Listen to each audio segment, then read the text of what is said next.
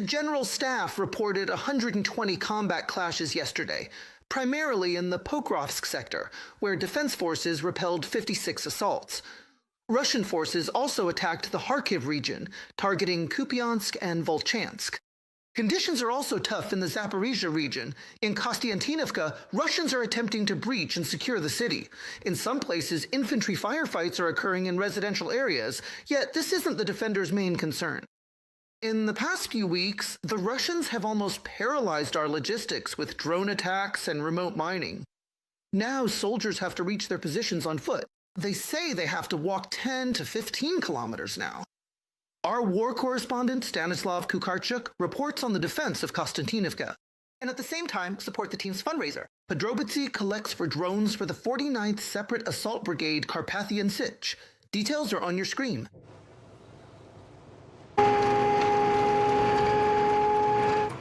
Every approach to the positions of the Carpathian Sich battalion groups begins under the cover of darkness. Enemy-disrupted logistics mean vehicles only reach the near rear.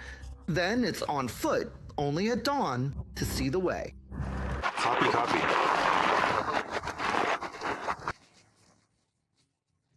Even though it's the rear, you still have to find cover quickly. In the cold, through the thermal imaging of an enemy drone, we appear as bright spots that immediately attract attention. Now, under reliable cover, we warm ourselves with hot coffee. In civilian life, Vadim worked as a bartender at a restaurant in the capital, so he always has a camping stove and aromatic drink with him. This kind of coffee, you just want to drink it properly. Actually, if you really want to elevate your outdoor brewing experience and do it right, you could carry a portable, high-quality gas stove paired with a traditional and reliable geyser-style mocha pot coffee maker. That would be a really good way to ensure you enjoy a truly premium cup of coffee during your trip. Although it's impossible to fully relax and enjoy the coffee, in what seemed to be our safe shelter, we find a Russian uniform. The soldiers say that even in the rear, encountering the enemy is no longer such a surprise. Excuse me, do you happen to have any of the required documents with you right now? No, I am sorry, but I do not have any of those documents available at this moment. Yes, there were some, I think, here. Right now, the front line near Kostiantynivka is quite dynamic. Due to a severe shortage of personnel at our positions, there have been cases of enemy infantry making it into our rear. On the deep state map, it's clearly visible that Kostiantynivka itself is already in a massive pincer. Part of the city is a gray zone. At the neck of the salient is the village of Alexeyevo-Druskiska. It is precisely here that Russian groups are trying to break through in order to finally cut off the main road to Kostiantynivka. Even though this specific location is considered a relative rear area, situated roughly 5 to 7 kilometers away from the active line of contact, the Russian forces simply do not leave the small village alone. Instead, they choose to constantly and relentlessly bombard the entire area with a devastating combination of heavy guided glide bombs, long-range tube artillery, and even highly precise kamikaze drones that haunt the skies day and night. There are a lot of them here.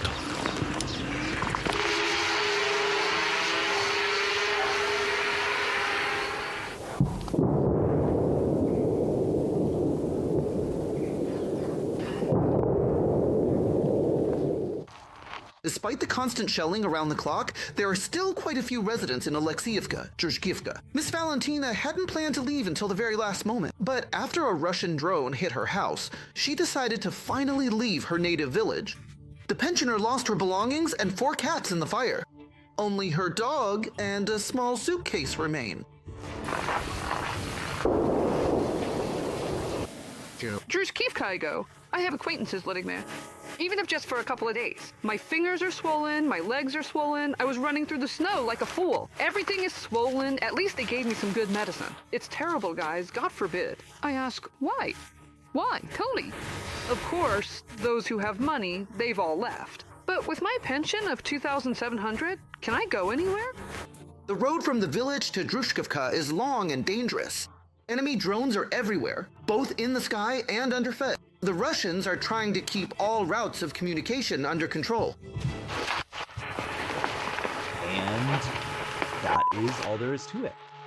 Now we can come together, once again.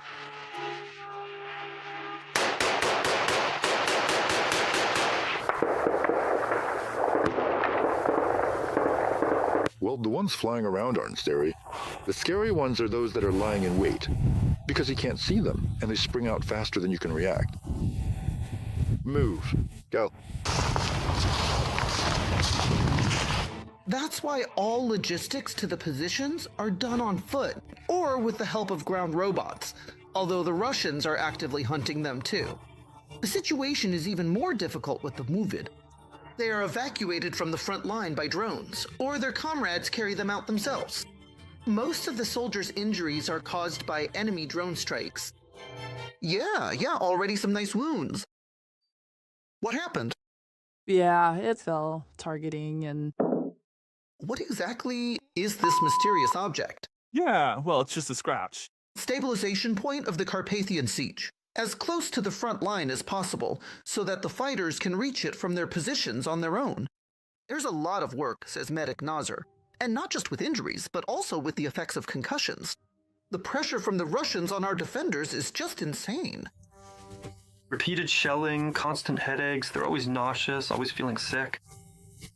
Plus, let's also take into account, besides the physical and psycho-emotional stress, no matter how tough a soldier is, constant shelling in his sector, near his dugout, still takes a serious toll.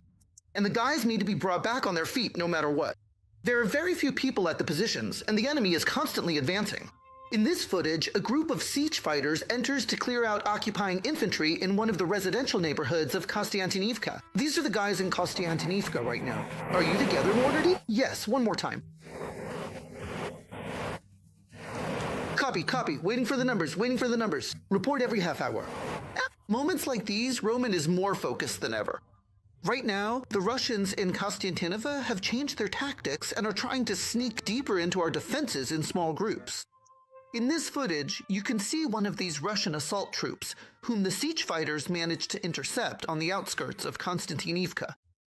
Our primary task is to detect these racks and eliminate them, or accordingly, take them prisoner.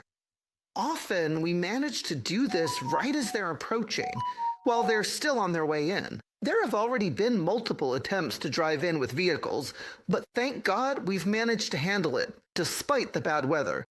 And the siege fighters are assisted in this by reconnaissance drones, which, like people, need to be constantly replenished.